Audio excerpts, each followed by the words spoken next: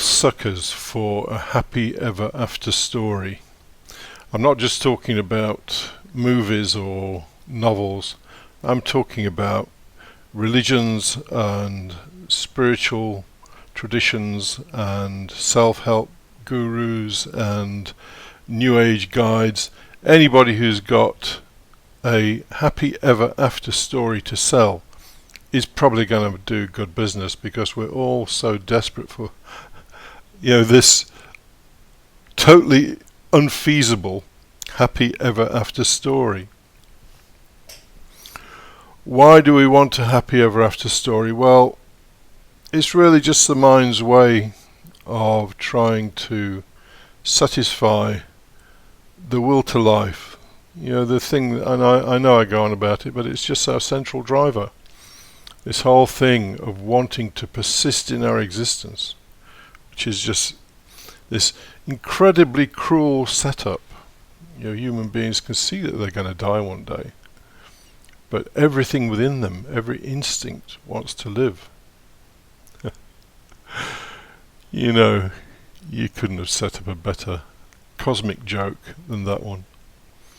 And if you've read my article on the Corporeal Fantasy website, the God Bitch Slaps Satan article, you'll know that God is rolling over in tears, generation after generation, looking at human beings pretending that they're having a good time when they know they're going to die, but every instinct within them wants to live. At least the animals really seem to have no awareness of the fact that one day they're going to become nothing. But poor old human beings, we need happy ever after stories to make it all alright. So let's go through a few of these happy ever after stories. Well, there's salvation as sold by the Christian church. If you're lucky and if God wants you and Jesus saves you, then there's your happy ever after story. Or maybe you achieve samadhi, some kind of liberation, whatever that means. And then there's things like philosophy. There are some philosophies, not a lot of philosophies actually. The philosophers tend to be a bit more objective about it, but there are some philosophies that just proclaim that God is great and God is good and everything's going to be okay. Leibniz was one of the guys. He said that we live in the best of all possible worlds. Well, you wouldn't want to see the worst of all possible worlds, would you, if that's the case? And then we have people like Gurdjieff selling an immortal soul. If you work hard enough and do what he says, then maybe you can build an immortal soul. So that was his selling point. And there's moksha, and maybe being a Reiki master might be enough for you. $400 or $500, and you can become a Reiki master. And all of those kind of things. So there's no shortage of people selling happy ever after stories, because our minds need that to effectively negate the reality that we're all aware of, that we all drop off the end of the conveyor belt one day. Now, you probably have, if you've listened to previous podcasts of mine, you'll know that I mention Spinoza quite a lot. I kind of love and hate Spinoza. I love him because some of his logic is just so, it's just so sharp. It's like a razor's edge. But he waffles on interminably about God. And yet most people who read Spinoza say that he was an atheist. Personally, I don't care whether he was an atheist or whatever he believed. But for Spinoza, God was the same as nature. And even in Spinoza, you get statements like the man of reason contemplates on life and never thinks about death, or something like that. Well, nice if you want to do that. I mean, you can do that. Why not do it? Well, there's a good reason why you shouldn't do it, really, and that is that if you do that, then when bad things happen, as they surely will, you'll be totally unprepared for it. It's sort of like he says that in one part, so the wise man contemplates life and never thinks about death, and then part 5 of his ethics, half of it is about death. So even poor old Spinoza couldn't cover the whole thing over in the way that he would have liked. And we have people like Shakespeare who suggest that actually after death might be worse than life. Now how's that for an unhappy ever after story? And Schopenhauer, who just really threw his hands up and said, it's all a shit show, and I take my comfort in the Upanishads. And that's what he did. So there is this overwhelming need within us to find a happy ever after story. What if we could say to ourselves, there is no happy ever after story? I mean, is that another happy ever after story? Are we finding some kind of kludge just to get through the whole thing? Well, let me tell you something. As you approach death, and I've spoken to various people about this who've been near to death and then recovered, and something I was privileged to experience about 11 years ago actually. As you approach death, then what happens is your thinking capability just goes. There's no point imagining that some fantastic philosophical system that you have, or some fantastic understanding of the spirit world, or any old mumbo jumbo. Do not think for a minute that that's going to be with you near to the point of death. It's not. Your mind basically shuts down. It just can't think about anything. There's no energy there for it to do that. Same with the emotions. Do not expect that you will have elevated emotions, or you will love God, or whatever. When you are near to death, the emotions go. There's no energy for emotions. And as for your body, well, again, the sense of your body more or less leaves you. Because again, there's no energy. When you're near to death, there's no energy for anything. But interestingly enough, what happens is that your attention and your awareness kind of reduces down into your breathing. Strange thing. And there are obviously Eastern traditions that talk about the importance of breath. And so what you're left with actually, while you still have some level of consciousness, is your breathing. And obviously I didn't die, because I'm here speaking to you. And I recovered. And people who go beyond the breathing thing then say that they go into kind of like a hard to explain, they're everything and nothing at the same time, which actually is the very thing that Schopenhauer talks about. But for people who've not done that, it's all conjecture. However, go down to your doctor, tell him that you want contract viral myocarditis, which is a thing I had, and your heart blows up because it's inflamed and blocks the arteries, and that's how you become very, very weak in many respects. But the important thing is that the thoughts go and the emotions go, and so does your body to a large extent. And this tells us something really important. The happy ever after story is really a negative story.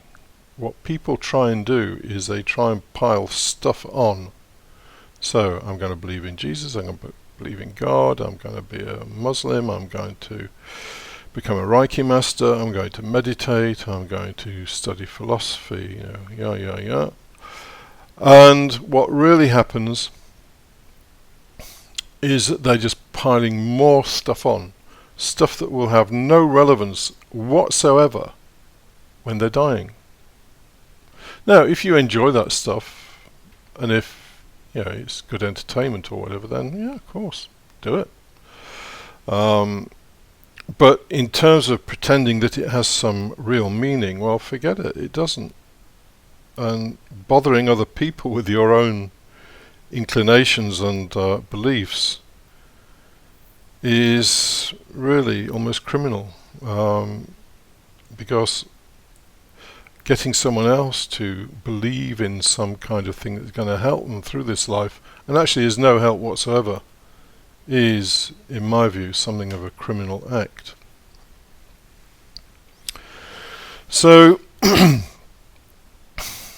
here's my version of the happy ever after story. Strip away all the crap in your mind. Now, we can't do this fully. I mean, it's impossible. We've spent 20, 40, 60 years building up all this crap, so it's going to take a while to look at it and get rid of it. But ideas like immortality, ideas like morals, there's no moral basis in the world, it's just a human affair. Things like purpose, things like meaning, just weed those things out and throw them away if you can. It's a painful thing, because most people have to believe, for example, there is some purpose to life. Well, I'm not going to tell you whether there is or isn't. You have to reach your own decisions on that. But these are useful things to do, because near the point of death, all that stuff goes anyway. In fact, it's not worth anything. All it is the human mind trying to validate itself in the face of knowledge of its sure death, of its certain death. Same with the emotions, and this is where Spinoza is very good. He gives methods and knowledge to deal with the emotions adequately, so that we're not bothered again with something that is really totally irrelevant near the point of death. Again, if you like indulging in emotions, do it, but don't believe for a minute that you can just indulge in the positive ones. The negative ones are going to sting you as well. So you have that choice. If you want to play with the emotions, if you want to be an emotional person, then go do it. But don't start complaining and weeping when your emotions turn bad and you want sympathy, because you've agreed to play that game. And same with the body.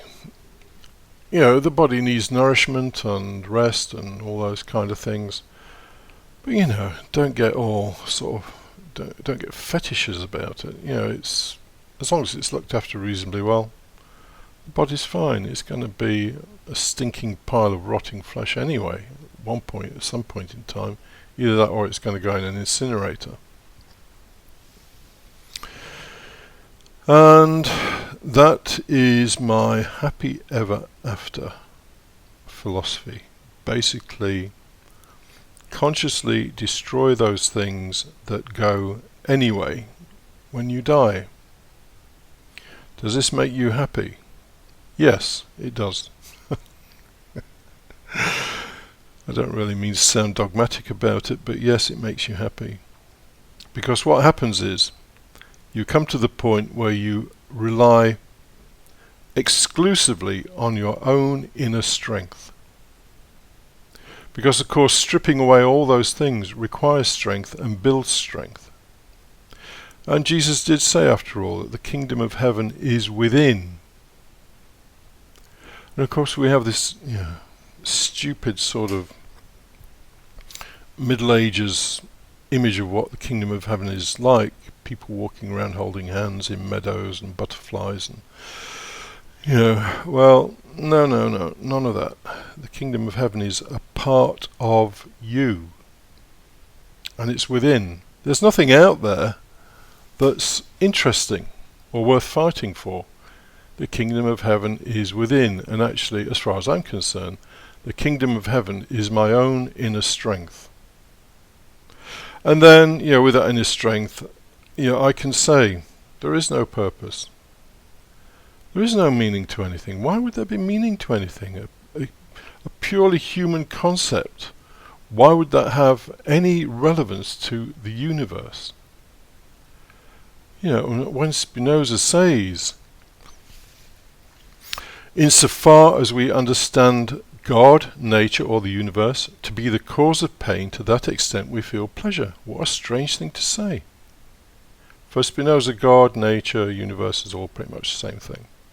So he says, insofar as we understand nature, God, to be the cause of pain, which of course it is, because nothing else is going to give you pain, is it? A brick is a part of nature, as is a virus, as is another person that's pissing you off for some reason.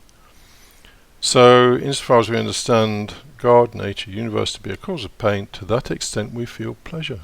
How strange that we should be able to experience pleasure at understanding how this fucking universe gives us pain. And people don't think that actually by focusing on pain and how the universe dishes out pain, we can get some pleasure from that. But I assure you, you can. And Spinoza says it, so it must be right. No, I'm joking.